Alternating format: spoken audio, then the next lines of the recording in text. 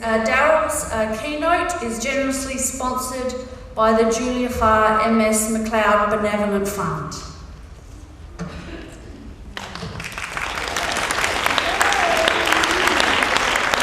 Darryl, I'm going to introduce you and talk about you while you're on your way up here, okay?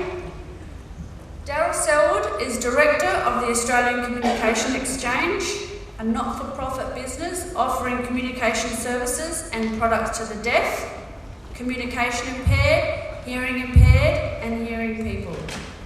Darryl's honours research at UniSA is in the field of telecommunications access for people with complex communication needs. An AAC user, he understands many of the challenges people with CCN face in accessing telecommunications. As a computer science graduate with an experience in the telecommunications field, he has a broad perspective on both user and technical issues. An incisive and provocative thinker and an engaging speaker. Darryl presented at AGOSCI 2010 in Barcelona. Please assist in welcoming Darryl and his presentation. Thank you.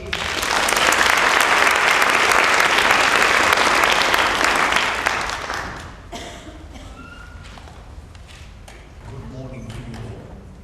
Firstly, I would like to acknowledge that this meeting is being held on the traditional lands of the Gundja people. Thank you for the warm welcome on this lovely Saturday morning. How was the dinner last night? I hope there are not too many people relying on their headdress too much. I really love coming to these conferences and being a member of AGOSCI. Hey look, here are a couple of members of AGOSCI catching up with the AIESEC International Conference in Barcelona last year. Hey.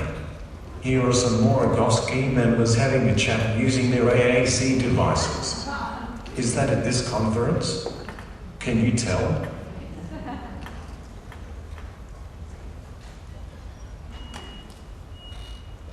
Wow.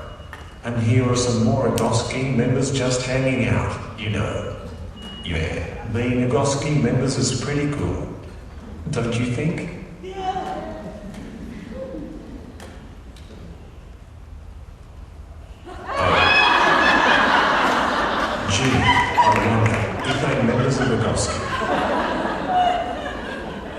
Do you think they will benefit from augmentative and alternative communication?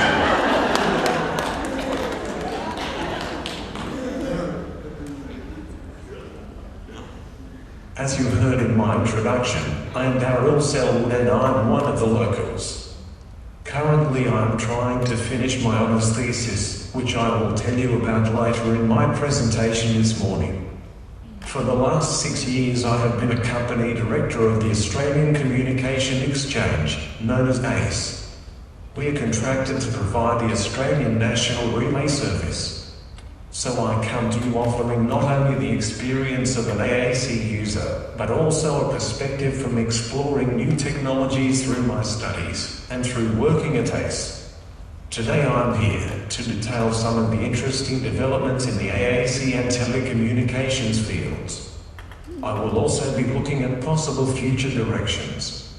We are seeing much development in both of these fields, and it can be quite exciting to be at the forefront of these technological advances. However, this is not purely a race to develop the most exciting new devices, but rather how we are able to best implement new as well as existing technologies to enable participation of the most rewarding sort.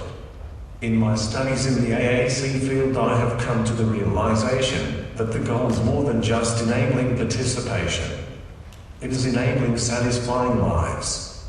Before we continue, I acknowledge that there have been long debates on the most appropriate terminology to use when referring to people who use AAC. This morning, I will be using the term people with complex communication needs, CCN. I prefer a term that acknowledges me as a person with rights and responsibilities, including the right to participate, rather than a term that focuses on my inabilities.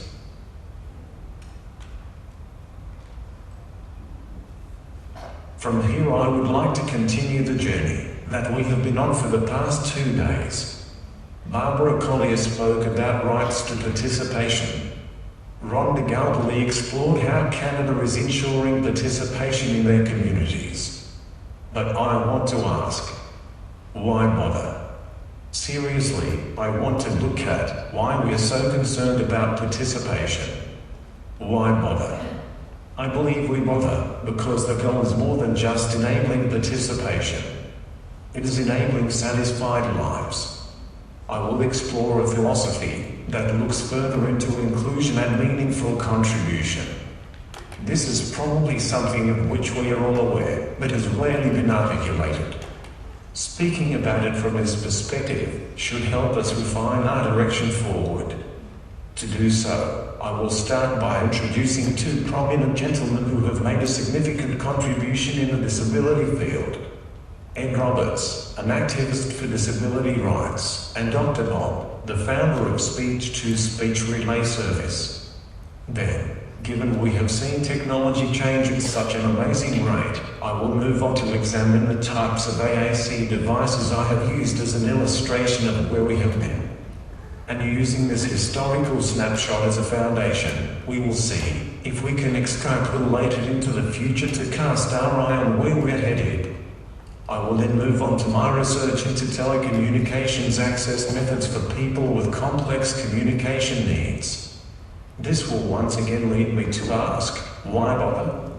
Is it really purely about participation, or is it something more?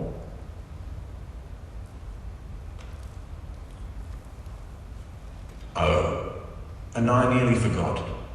There will be a little surprise for you all. A world premiere.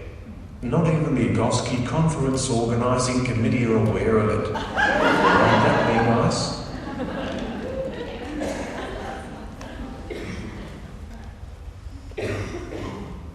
Like all journeys, you need to have a starting point. There is always an event that starts the ball rolling, and in most cases the events are small and sometimes subtle, but big things happen. How many times have you introduced a friend to another friend and they get married and have a family? It is a matter of responding to an opportunity or a need, not because of what might happen down the track, but because it is a worthwhile beginning regardless. However, from these simple actions often big things do result. Does anyone know who Ed Roberts was and what movement he helped create? Roberts was born in 1939. After contracting polio at age 14, he was left paralysed from his neck down.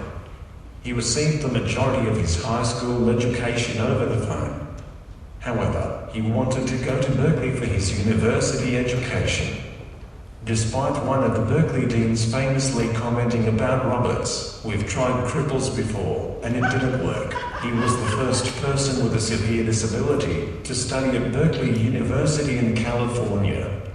He needed support for his daily living, which presented further obstacles to his study. His personal fight to live independently on campus resulted in the start of the independent living movement. Roberts' determination won him widespread respect and support, and was the beginning of real change. So much so that he is often referred to as the father of the disabilities rights movement. Popular culture was finally ready to start recognizing that people with disabilities should have the same rights and responsibilities as anyone else. As a consequence of the disability rights movement, people with disabilities have begun to define themselves rather than accept the limited ideas of medical and social institutions. Many people with disabilities are now able to live independently in their own homes as a result of one man's determination. Through carrying out his fight for his desire to live independently, Roberts initiated a profound change.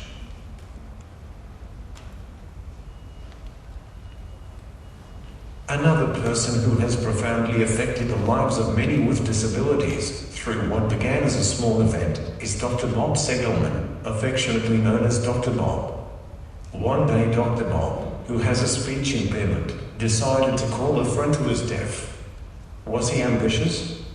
He used a TTY relay service to call his friend, a service for the deaf where a relay officer relays a conversation between the caller and a TTY machine user. What Dr. Bob discovered was his friend and he could communicate very effectively. This particular relay officer could understand Dr. Bob's speech very well, allowing for the communication to flow.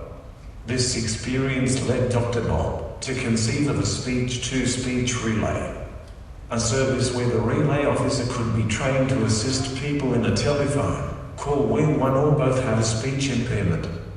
From these humble beginnings, there are now speech-to-speech relay services in a number of countries across the world, from America to Australia to Sweden, with trial services operating in many more.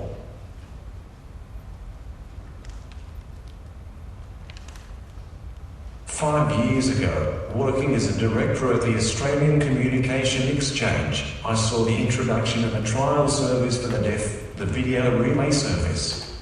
This allows deaf people to use their native language, Auslan, to make phone calls.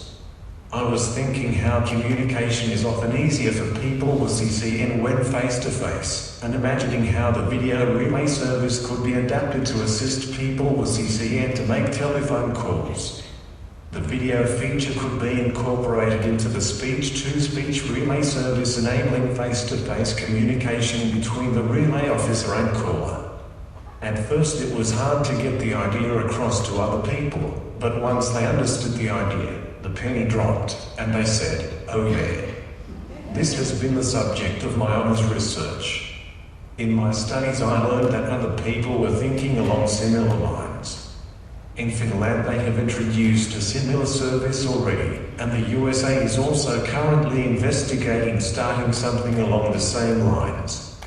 This service is currently known as a video-assisted speech-to-speech relay. My research is based on this concept and I will share more about it later in this presentation. Last year, at the AGOSCI International Conference in Barcelona, I was fortunate enough to finally meet Dr. Bob after many ML conversations over the past few years. It was a great opportunity to share our experiences in trying to get an element of video in the speech-to-speech relay services in our respective countries. We were also fortunate enough to meet up with the team behind the service in Finland and hear about their journey.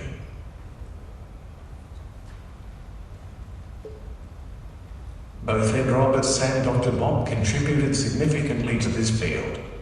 Ed Roberts, through his determination to achieve at university and live independently, Dr. Bob through his desire to communicate as effectively as possible. Ed Roberts could have continued participating in society the way he was living. There were avenues for him to engage with his community.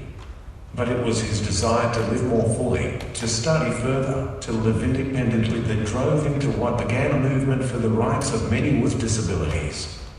Dr. Bob, too, could have continued participating in society and making phone calls to his friends, but when presented with a possibility to improve this, to be able to communicate more fully, he made it happen. They both realized that it is more than just enabling participation, it is enabling satisfying lives.